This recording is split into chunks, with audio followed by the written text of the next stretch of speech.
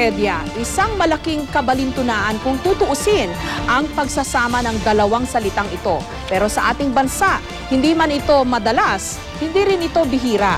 Sariwa pa nga sa alaala ng mga tiga Mindanao ang pagragasa ni Sendong, Disyembre rin nung isang taon.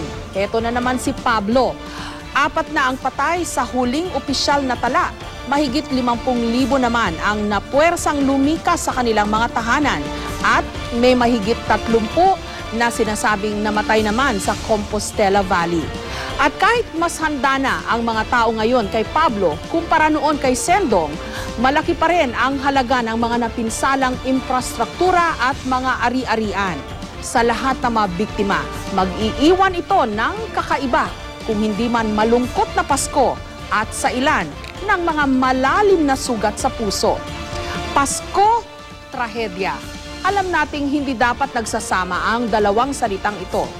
Isa puso po natin ang diwa ng Pasko lalo na sa panahon ng trahedya. Ang anumang pagsubok, ang anumang kalidad o kalamidad, maaring malagpasan kung magtutulong-tulong at hindi mawawalan ng pag-asa.